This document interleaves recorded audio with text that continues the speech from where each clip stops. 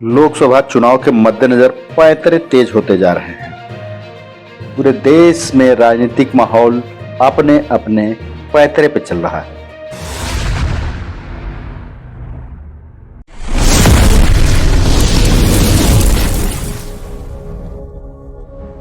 साथियों नमस्कार, जय हिंद, जोहार। समाजवादी पार्टी ने सोमवार को लोकसभा चुनाव के लिए प्रत्याशियों की एक और सूची जारी कर दी।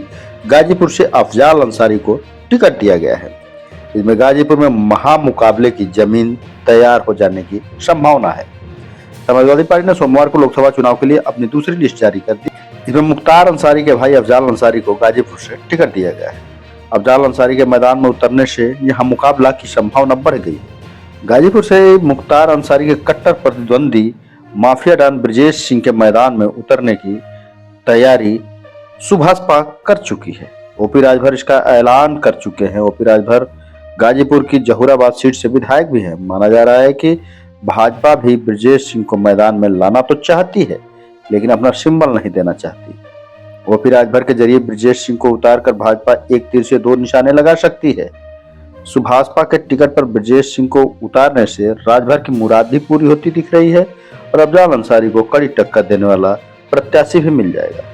पिछली बार मोदी लहर में भी भाजपा की यह सीट हार गई थी, जब अफजाल अंसारी ने तत्कालीन रेल राज्य मंत्री, वर्तमान में जम्मू कश्मीर के उपराज्यपाल मनोज सिन्हा को हराया था।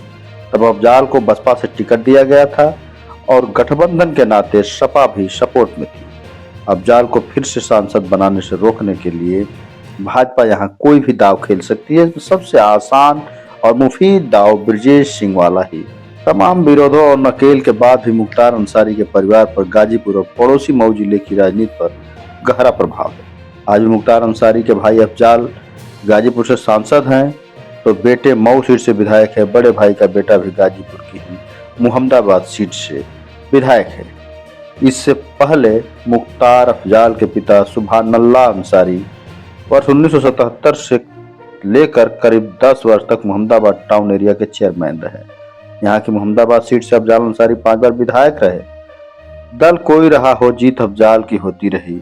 अफजाल अंसारी 2004 में सपा से टिकट पर जीतकर पहली बार लोकसभा में पहुंचे थे। इसी के कुछ समय बाद 29 नवंबर 2005 को मुहम्मदाबाद से विधायक बने श्री कृष्णानंद राज समेत 7 लोगों की हत्या कर दी गई। अगले चुनाव में सपा से टिकट नहीं मिला तो बसपा से 2009 का चुनाव लड़े, लेकिन हार गए।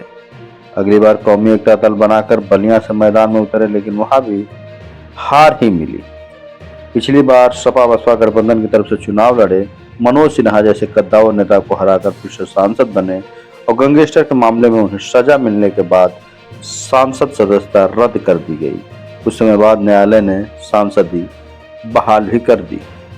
अखिलेश ने उम्मीदवारों के चयन में पीडीए, पिछड़ा, दलित और अल्पसंख्यक फार्मूले का पूरा ध्यान रखा है। मोहनलालगंज संसदीय सीट से पूर्व मंत्री आर.के. चौधरी को उम्मीदवार बनाया गया है। वह पूर्व मंत्री हैं और बसपा के प्रदेश अध्यक्ष भी रह चुके हैं। वह एससी हैं। मिश्रिक से पासी बिरादरी के रामपाल राजवंशी को उम्मीदवार बनाया गया है। वह पूर्व विधायक हैं। हरदोई से पासी बिरादरी की उषा वर्मा को टिकट दिया गया है। चंदौली से पूर्व मंत्री वीरेंद्र सिंह को उम्मीदवार बनाया गया है। वह छत्री हैं। बहराइच से पूर्व विधायक रमेश गौतम को उम्मीदवार बनाया गया है। वह मनकापुर सुरक्षित सीट से विधानसभा चुनाव लड़े थे और हार गए थे। जय हिंद। फिर मिलेंगे किसी नई खबर के साथ।